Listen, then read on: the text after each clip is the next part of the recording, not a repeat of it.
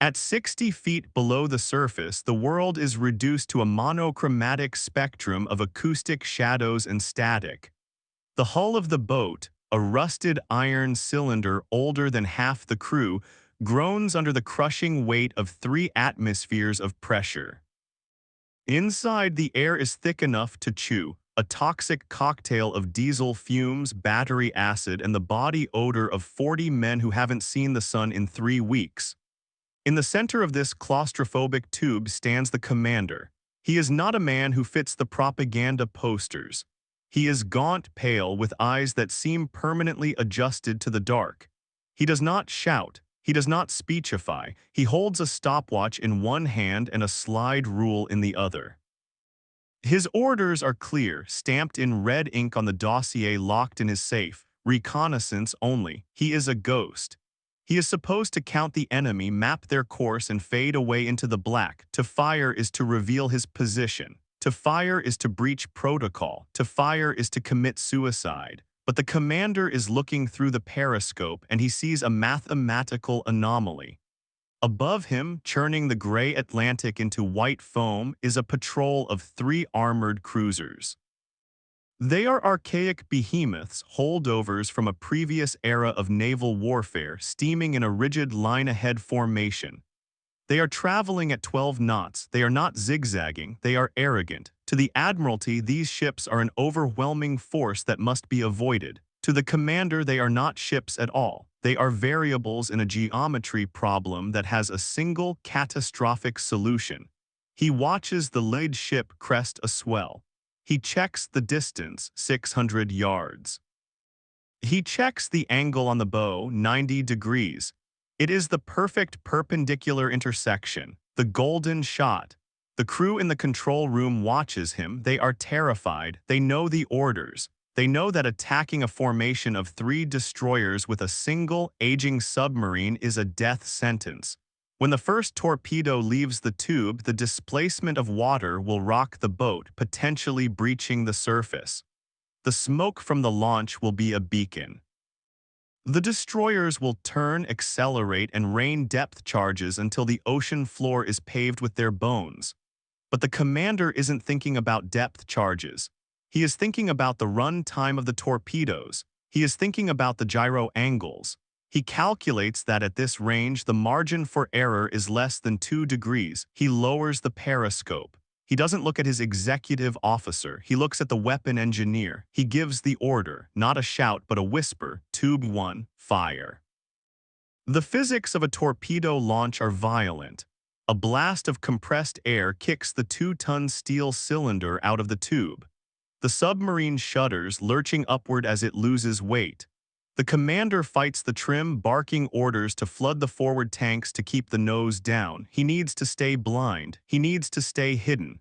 Outside, the weapon is racing at 35 knots, a mechanical shark fueled by compressed air and bad intentions. It is not a smart weapon. It does not home in. It runs on a preset line calculated by the commander's mind. It is a straight line drawn on a moving map. The target is moving forward, the torpedo is moving sideways. If the math is wrong by a fraction of a second, the torpedo passes harmlessly astern. If the speed estimate is off by 1 knot, it passes ahead, 41 seconds. That is the time of flight. The control room is silent, save for the ticking of the stopwatch and the hum of the electric motors. The men are frozen, counting heartbeats. 30, 35, 40. The commander raises a finger. At 41 seconds, a dull sledgehammer thud reverberates through the hull. It is not a Hollywood explosion. It is the sound of physics winning. The warhead has struck the magazine of the lead cruiser. The shockwave travels through the water faster than through the air, hitting the submarine like a physical blow. The commander raises the periscope. The lead ship is not sinking, it is disintegrating. The explosion has broken its keel, the spine of the ship snapping under the weight of its own armor. The bow and stern are folding upward like a closing book, but this is where the commander differs from a soldier. A soldier would celebrate. A soldier would dive deep and escape the retribution. The commander stays at periscope depth. He watches the reaction of the other two ships. This is the psychological variable. He predicts that they will not attack him. He predicts they will assume their leader struck a mine.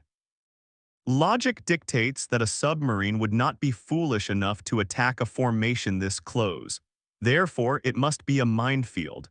And if it is a minefield, the remaining ships will stop to rescue survivors. They will become stationary targets. He is right. The two remaining cruisers slow to a halt, lowering lifeboats. They are now sitting ducks, drifting in the swell, but the commander has a problem. The geometry has changed. He is now too close for a standard shot. The arming distance of his torpedoes is 300 yards. If he fires now, the warheads won't have time to arm and they will bounce off the enemy hulls like steel logs. He has to reposition. He has to back away from the enemy to kill them. He orders the motors into reverse. The submarine groans, the electric engines whining as they fight the water's resistance. He is maneuvering a 700-ton steel tube blind, moving backward while the enemy destroyers are scanning the surface for a periscope feather. He creates the distance. He creates the angle. He reloads. The crew is sweating now, the air in the boat reaching 100 degrees. The loading crews are shirtless, slipping on the oily deck plates as they wrestle the greasy reserves into the tubes. They are working inside a bomb that is being hunted. The commander watches the second ship. It is stationary, screening the rescue operation. It is a noble act. It is a fatal error. He lines up the crosshairs. Tube 2, fire. The weight is shorter this time. The range is point blank. The impact is immediate. The second cruiser takes the hit amidships right in the boiler room. The cold seawater rushes into the superheated boilers, causing a steam explosion that tears the ship in half. The sound is deafening, a scream of tearing metal that drowns out the sonar. Now the third ship knows. This is no minefield. They see the wake of the torpedo. They see the origin point. The captain of the third cruiser is not a fool. He is a survivor. He orders full ahead. He turns his bow directly toward the submarine. He is going to ram. This is the moment of truth, the zone of death. The submarine is slow, underwater, and blind. The cruiser is fast, heavy, and angry. The commander sees the bow of the enemy ship filling the periscope lens. It looks like a mountain falling on him. His crew screams for him to dive. Dive, dive, take us down, they yell. The logic of survival says dive. If they dive now, they might escape the ram, but they will be depth charged to oblivion. The commander does not dive. He knows the physics of the turning circle. He knows that a ship of that displacement, accelerating that hard, cannot turn tightly. He orders hard to starboard. He keeps the periscope up. He is playing chicken with 5,000 tons of steel. The cruiser thunders past, missing the periscope by feet.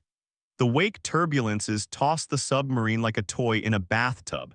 Men are thrown against the bulkheads. The lights flicker and die, leaving them in the red glow of emergency power. But the commander has done the math. By missing the ram, the cruiser has exposed its broadside. It has presented its entire flank to the submarine's stern tubes. The cruiser is accelerating away, thinking it has forced the sub down. It is exposing its engine screws, the most vulnerable part of the ship. The commander spins the periscope to the rear. The stern tubes, the last two fish, the angle is bad and over-the-shoulder shot. The target is moving away. The torpedo has to chase the ship. The speed differential is minimal. It will be a slow overtake, a long, agonizing race between a machine and a ship. He fires both. A spread, one slightly left, one slightly right, accounting for the enemy's potential evasion. Minutes pass. The sound of the cruiser's screws fading, the torpedoes running true. The crew holds their breath until their lungs burn. Silence, more silence. Did they miss? Did the torpedoes run out of fuel? And then a sound different from the others, not a thud, a crack, a sharp, violent crack like a whip. One torpedo has hit the propellers. The cruiser loses propulsion. It drifts dead in the water, a sitting giant, but it is not sinking, it is just wounded. The commander has one torpedo left in the forward tubes. He has to turn the boat around. He has to pivot the entire submarine 180 degrees to bring the bow to bear. He does it with the patience of a watchmaker. He rotates the boat. He lines up the final shot. The cruiser is listing, helpless, its guns pointing uselessly at the sky. He fires the coup de grace. The final torpedo strikes the ammunition magazine. The explosion is nuclear in its intensity. A pillar of smoke and fire rises 2,000 feet into the air. The ship vanishes. 12 minutes, that is all it took, from the first order to the final explosion. The commander lowers the periscope. He does not cheer. He takes out a handkerchief and wipes the grease from the eyepiece. He looks at his shaking hands, the adrenaline finally crashing through his system. He picks up the logbook. He enters the coordinates. He writes down the names of the ships. Under ammunition expended, he writes 4 torpedoes. Under status, he writes mission complete. He turns to the executive officer. Take us down, he says, 200 feet, silent running, let's go home. The boat slips beneath the waves, leaving nothing behind but oil slicks and the debris of an empire. The ocean closes over them, erasing the evidence of the physics lesson that just cost 3,000 men their lives. They were ordered to watch. They chose to solve the equation. The silence following the violence is not peaceful, it is heavy. It presses against the hull with the weight of the ocean itself. Down at 200 feet, the submarine is a steel lung holding its breath. The engines are barely turning, just enough to maintain steerage way, pushing the boat through the black water at 2 knots. Inside, the crew stands at their stations, motionless. They are not celebrating the victory, they are listening. Through the hull plates, the ocean transmits the final groans of the dying leviathans above. It is a terrible sound. The screech of bulkheads collapsing under pressure, the popping of air pockets, the dull thud of boilers imploding as they hit the cold depths. It sounds like a giant crumbling. To the sonar operator wearing headphones that amplify every creak, it is a symphony of destruction. He winces, adjusting the gain, trying to filter out the noise of death to find the noise of the hunters that are surely coming. Because you cannot sink 3 armored cruisers without waking the dragon. The distress signals went out before the first ship broke its back. The radio waves traveled at the speed of light to the enemy naval headquarters, and now the response is traveling at 30 knots toward their position. Destroyers, the natural predators of the submarine. They are fast, agile, and armed with ASDIC active sonar that sends out a ping of sound energy. If that ping hits the submarine's hull, it bounces back, revealing their location, their depth, and their doom. The commander knows the physics of sound better than he knows the names of his children. He knows that sound travels faster in warm water than in cold. He knows that if he can find a thermal layer, a sharp boundary between the warm surface water and the freezing deep, he can hide beneath it. The layer acts like a mirror, reflecting the sonar, pings back to the surface, blinding the destroyers. He watches the bathythermograph, a needle tracing the water temperature on a soot-coated glass slide.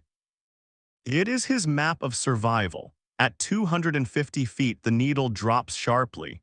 The thermocline, he orders the boat down. The hull groans again as the pressure increases. 250, 300, the rivets are screaming. The steel plates are compressing. If they go too deep, the hull will buckle and they will be crushed instantly. If they stay too shallow, they will be detected and blown apart. He parks the boat just beneath the layer, balancing on a knife edge of physics. And then they wait. The air in the boat begins to foul. The carbon dioxide scrubbers are working overtime, but they cannot keep up with the fear-quickened breathing of 40 men. The temperature rises. Condensation drips from the overhead pipes, a cold, oily rain that soaks everyone. The smell is atrocious, a mixture of unwashed bodies, diesel oil, and the metallic tang of fear. The first ping hits them an hour later. It is faint, a distant plink against the hull like a pebble hitting a tin roof. Then another.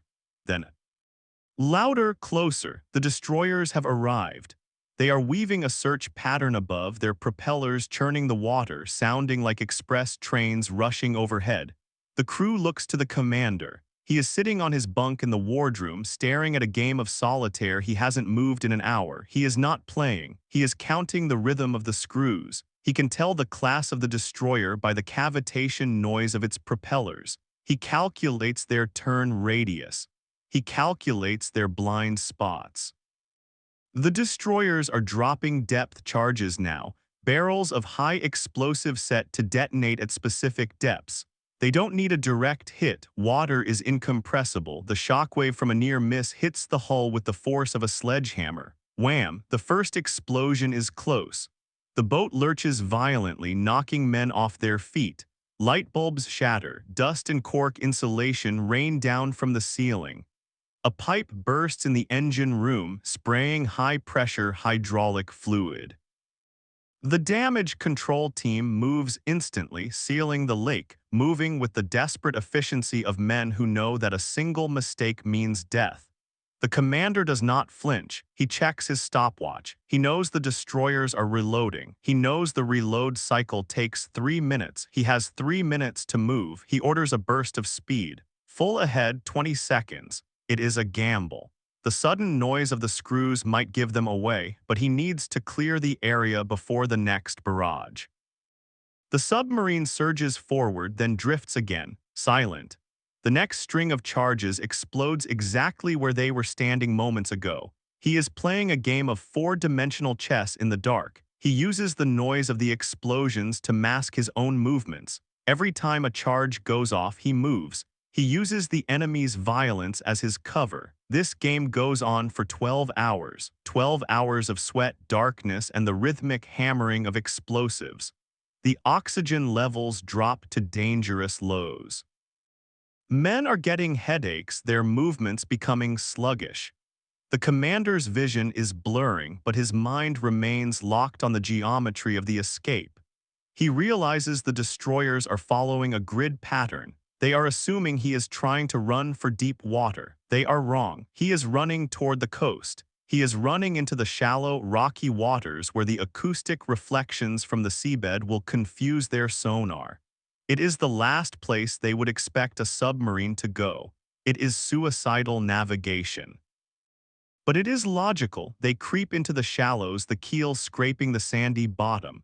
The sonar pings become erratic, confused by the rocks and the shoals. The destroyers lose the contact.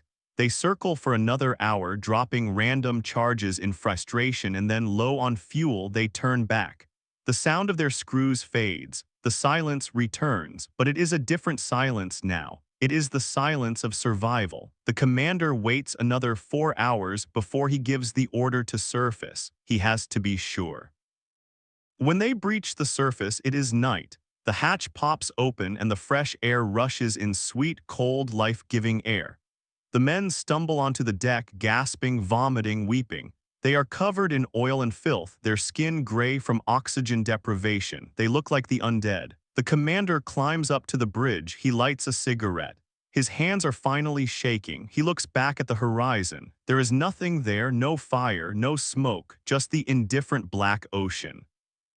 He has erased 3 ships and 500 years of naval tradition in a single afternoon. The return to port is anticlimactic. There are no bands playing. The submarine limps into the dock, its paint stripped by the pressure, its hull battered and dented. The dock workers look at it with suspicion. A staff car is waiting on the pier. The commander is driven directly to headquarters. The Admiralty is in chaos. The intelligence reports confirm the sinking of the 3 cruisers. It is a victory of impossible proportions. It changes the balance of power in the Atlantic, but the admirals are uncomfortable. This man disobeyed a direct order. He risked a strategic asset on a hunch. He turned a reconnaissance mission into a brawl. The inquest is held in a closed room. They grill him on his decision-making. They ask him why he fired. They ask him how he calculated the deflection angles without using the torpedo data computer. He answers in monotone. He explains the geometry. He explains the acoustic shadows. He explains that the enemy's formation was mathematically flawed. He speaks a language they do not understand. They want to court-martial him for recklessness, but they cannot court-martial a man who just delivered the greatest naval victory of the war, so they bury it. They classify the mission. They give him a medal in private and transfer him to a desk job in training command. They want his brain, but they don't want his unpredictability. He spends the rest of the war teaching young officers how to use a slide rule. He teaches them that the ocean is not a place for bravery, it is a place for variables. He tells them that the water doesn't care about their flag or their cause, it only cares about displacement and pressure. He retires quietly when the war ends, a ghost who walks among the living. Years later, the classified files are opened. Historians find the logbook. They reconstruct the engagement using computer simulations. The computers struggle to replicate the shots. The margin for error was so small, the timing so precise, that the simulation declares the outcome statistically improbable. They cannot understand how a human mind starved of oxygen and under extreme stress could outperform a digital guidance system. They interview the surviving crew members, now old men living in nursing homes. They ask about the commander. The men don't talk about his speeches or his charisma, they talk about his silence. They talk about the way he stood at the periscope motionless as if he were part of the machine. The final shot of the documentary shows the ocean vast and empty. The narrator's voice drops to a whisper. In the end, the sea keeps its secrets. The ships are gone, dissolved into rust on the ocean floor. The men are gone, but the equation remains. It is written in the physics of the water, in the cold, crushing dark where logic is the only light that shines. And for 12 minutes in 1942, one man saw the code.